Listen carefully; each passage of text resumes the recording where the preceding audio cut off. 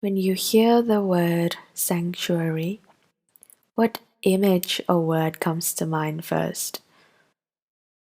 My initial automated response was home. Although the more I thought about it, the idea of home became distorted, lacking, and it led me thinking that home maybe isn't my sanctuary at all. But what is home? Is it my childhood house? Is it my family? Or is it Melbourne, where I've spent these 3 years living in? All I know is that sanctuary means safe. So I close my eyes and I imagine feeling safe. I visualize the word sanctuary wrapping around me, hugging me in a warm embrace, and I wait to see where it might take me. So this is what I come up with: a jasmine scented candle lit in the middle of the room. Its flickering and roaring fire giving a slight warmth to my grey room. It's pouring outside, but I'm safe inside in a cocoon of blankets. Cigarettes after sex playing on my Spotify, and I am holding a cup of warm chai. In my mind, I understand that this screenshot of sanctuary is temporary. Soon the rain will subdue. My chai will have emptied itself into my tummy, and the candle will run out of wax. But in that moment, all I know is serenity. All I know is home. Sanctuary. On the opposite spectrum, when you hear the word insecurity, what image or word comes to mind first? I think mine would be my body. There is always something wrong with it, something lacking. I always think I just need to do this one thing, then I'll be better. I just need to whiten my teeth, or I just need to do some leg workouts to get rid of my cellulites. But this continues into an unbreakable cycle, never ending and dangerous. You know how writers say that words are an expression of their emotions and how they communicate with what they're feeling through writing? To some extent, this applies to me as a writer myself. I use words to communicate what I'm not able to say in person to my parents, my crushes, even to myself. But I don't think I've ever been honest about my insecurities in my writing, and this makes me feel like I'm an imposter. People say words are your sanctuary. In writing is where you feel safe and seen. But I don't think this is the case for a lot of writers, including myself.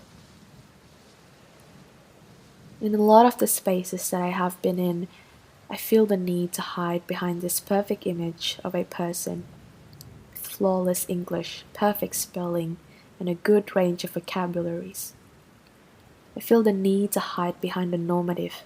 I feel the need to hide behind normality, whether it's about my race, my gender, my body, my sexuality, or beliefs. There's this irrational sense of fear to reveal who I am as a person. This is when I realize insecurities are decided for you. Where you are placed in the society, that's how insecurity is measured for you. It doesn't come from within or from the mind. Insecurity is a god ruling the society. It comes crawling for you the moment you came out of your mother's womb. I am fortunate and grateful for having the privilege to write and speak in the space I am right now. To be able to express my thoughts and beliefs without having to worry about being silenced or persecuted. But I also know and acknowledge that there are peoples who are not given the same opportunities to do what I can. Women of color, indigenous communities, immigrants, the queer community, and many other minoritized groups of people. Some of these peoples have found sanctuary in art and writing, in expressing what they desire, what they demand. But even in this abundant space of art and literature, they are constantly silenced and rejected. Still, their courage wins against fear. Silence was no longer their jail. Take, for example, Stella Nyansi, a feminist, writer, and activist. She speaks out against the Ugandan government in a fight for women's rights, LGBTQI+ rights, as well as critiquing the president's oppression against Ugandan citizens. She takes up the tool of radical rudeness, which plays with language, specifically words that govern and control the female body, and turns it into a weapon to break norms and challenge power. If you wanna beat me for my heartfelt birthday poem, come and find me at my home, is a quote from her poem to the Ugandan president expressing her distaste for the man. Fearless is a word I would use to describe her. She decides if she's going to be fearful. She decides if she's going to be insecure. And simply, she decides not to. Instead, she decides to speak up against all odds. She stands up for what she believes in, and she should be applauded for that. This, I believe, is the true meaning of sanctuary. It doesn't matter that it's temporary, or if it doesn't exist in a physical place. Sanctuary is radical rudeness for Stella Nyansi. It is something we create in rebellion to the insecurities imposed on us. It's a tiny piece of serenity in the chaotic mess of a world we live in.